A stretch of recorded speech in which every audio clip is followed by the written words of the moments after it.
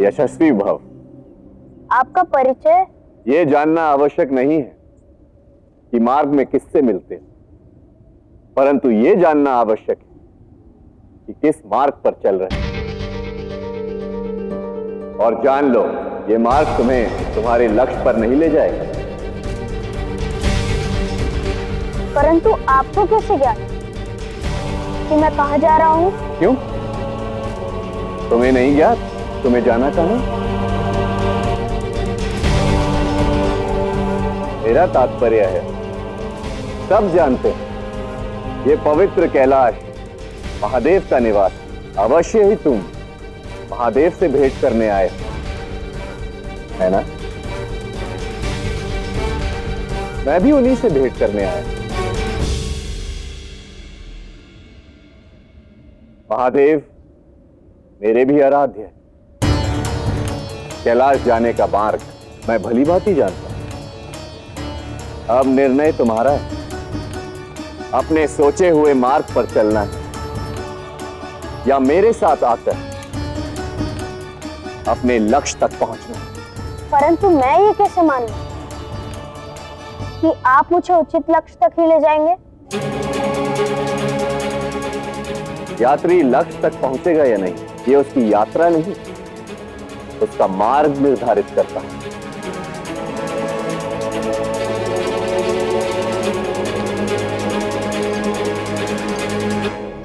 और जब प्रश्न मार्ग के चयन का, तो उत्तर चलकर मिलता है, पूछ कर नहीं। मार्ग स्वयं बता देता है कि वो उपयुक्त है या नहीं।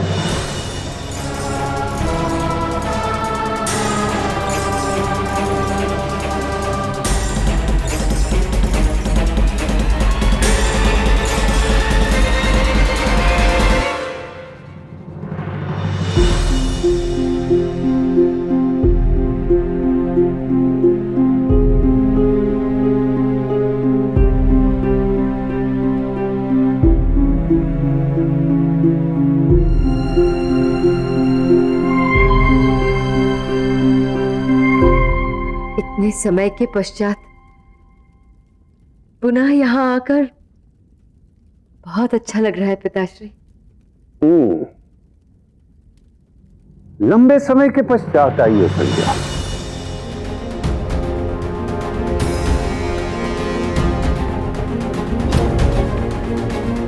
वैसे कितना समय हो गया तुम्हें यहाँ आए पुत्री? क्या उत्तर दूं? कहीं मेरे पीछे से छाया यहाँ आई हो तो पिताश्री को संदेह हो जाएगा। मेरी बढ़ती आयु का प्रभाव मेरी स्मरण शक्ति पर हो रहा है संध्या। स्मरण ही नहीं हो रहा कि तुम कब आई थी यहाँ। क्या तुम्हें स्मरण है कि तुम अंतिम बार कब आई थी यहाँ?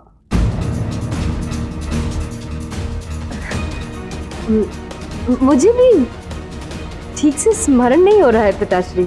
विचित्र है, तुम अभी युवा हो, कैसे भूल सकती हो?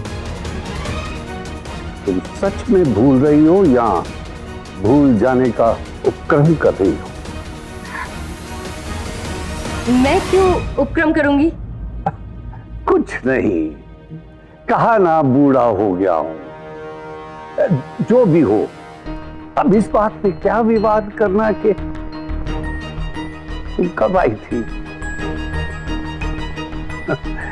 बड़ी बात तो ये है कि मेरी पुत्री मेरे साथ है और मैं ये चाहता हूं कि कुछ दिन तुम यहां रुको। नहीं पिताश्री, ये संभव नहीं है। मुझे शीघ्र ही सूर्यलोक जाना होगा।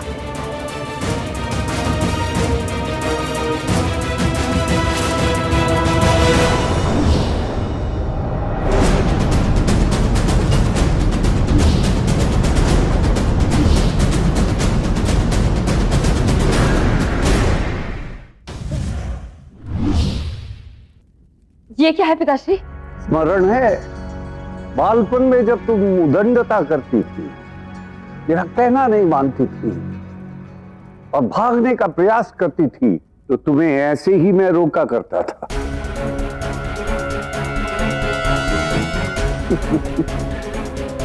तुम्हारा बालपन बीत गया, परंतु अब भी तुम मेरी पुत्री ही हो। तुम्हें रोकने का पूरा अधिकार है मेरे पास, और मैं चाहता हूं कि अब तुम कुछ दिन यहां मेरे पास रहो। परंतु सूर्यदेव, तुम उनकी चिंता ना करो, उन्हें मैं सूचित कर दूंगा। नहीं पिताश्री, सूर्यदेव से कुछ मत कहिएगा। क्यों?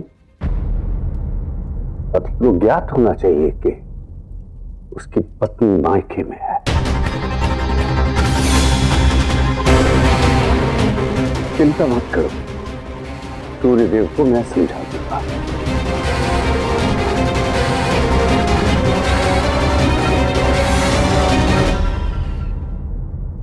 क्योंकि तुम इस पाश में पहले भी बंदी हो, इसलिए अच्छी तरह से जानती होगी कि तुम यहां से बाहर नहीं आ सकती, और ना ही तुम्हारा स्वर यहां पर आने वाले किसी भी व्यक्ति को सुनाई देगा।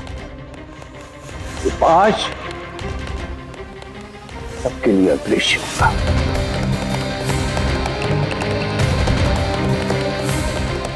अब विश्राम करो, ढेर सारी बातें करनी है तुमसे।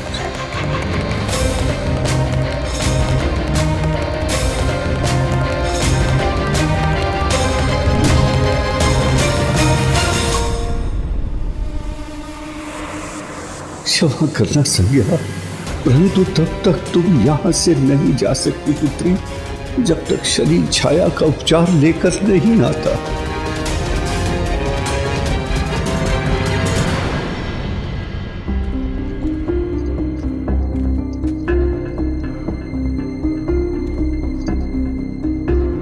शीघ्रता कीजिए, मेरा महादेव से शीघ्र ही मिलना आवश्यक है। तुम्हें क्या लगता है मैं इस शीत में आनंद अनुभव कर रहा हूं? जितना शीघ्र हो सकता है मैं चल रहा हूं, परंतु क्या करूं, मेरे साथ बंधा ये भार मुझे धीमा कर रहा है। कंधों पर जितना भार होगा, पांव उतने ही धीमे उठेंगे ना भाद्र। स्वयं को इस भार से मुक्त क्यों नहीं कर लेते आप?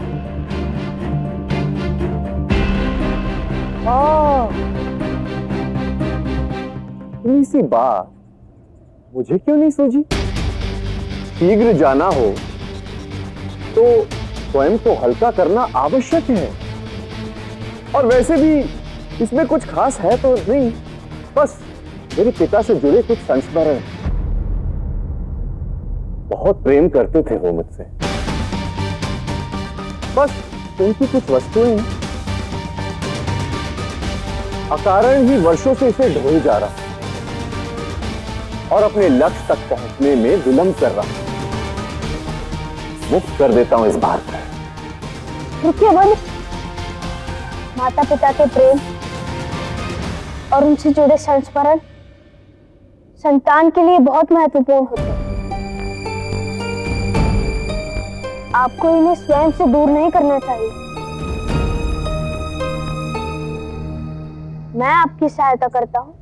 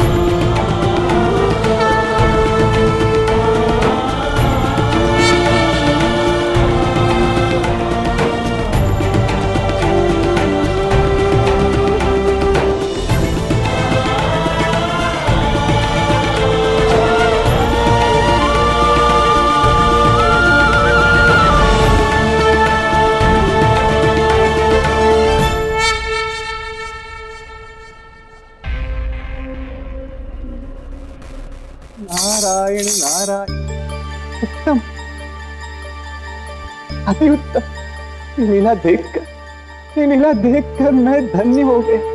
कितना अद्भुत तर्क दिया नारायण, और कितना पवित्र उत्तर दिया शनि ने।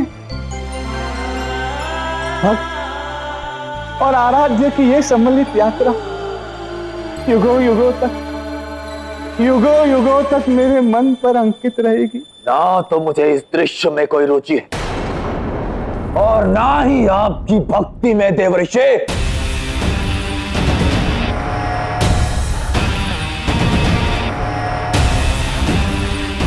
मैं केवल शनि को असफल होते देखना चाहता हूं। शनि की माता को अंत तक जाना ही होगा।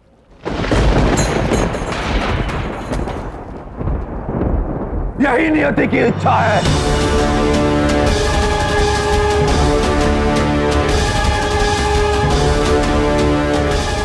और नारायण भी तो इसी मंतव्य के साथ रूप बदल कर शनि के पास गए, है ना देवर्षि?